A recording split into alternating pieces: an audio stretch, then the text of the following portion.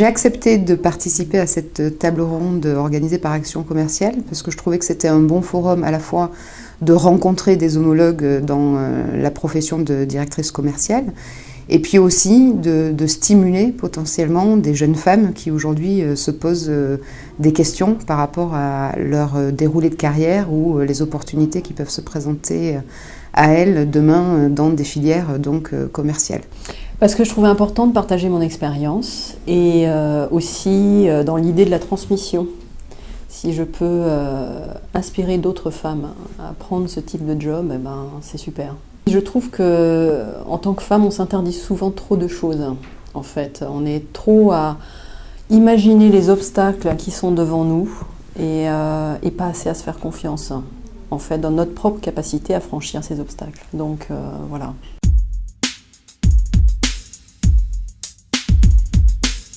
Moi, j'ai vraiment beaucoup apprécié sur ce débat qui a été très riche et très animé. J'ai rencontré des personnalités vraiment très attachantes.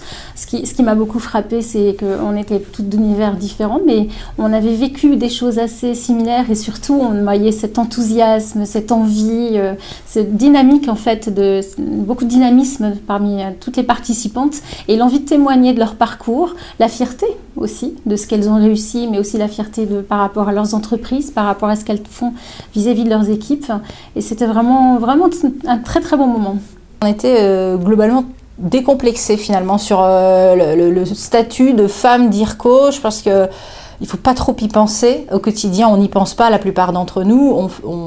On assume le fait d'être une femme, donc d'avoir des contraintes de vie personnelle, d'avoir des enfants. La plupart des femmes qui ont témoigné aujourd'hui sont toutes mères de famille. Donc ça fait partie de notre cadre, de notre contexte qu'il faut assumer.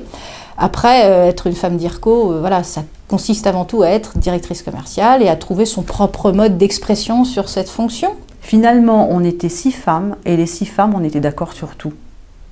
On était vraiment en phase sur tous les points qu'on a abordés. Et je ne sais pas, effectivement, si une table de DIRCO hommes aurait donné le même résultat. Un grand étonnement en fait de ma part sur le fait qu'on était tous d'accord sur tous les points qui étaient évoqués. On a à peu près le même parcours professionnel, même si certains d'entre nous travaillaient dans des grandes entreprises publiques et d'autres dans des petites structures privées. On avait tous la même façon de fonctionner, d'appréhender les choses, de réagir au contexte professionnel, même façon d'organiser notre travail au quotidien. C'était assez étonnant et je me suis dit que si demain on faisait exactement la même table ronde avec des hommes, est-ce qu'il y avait cette même unanimité autour de la table? J'en suis pas certaine.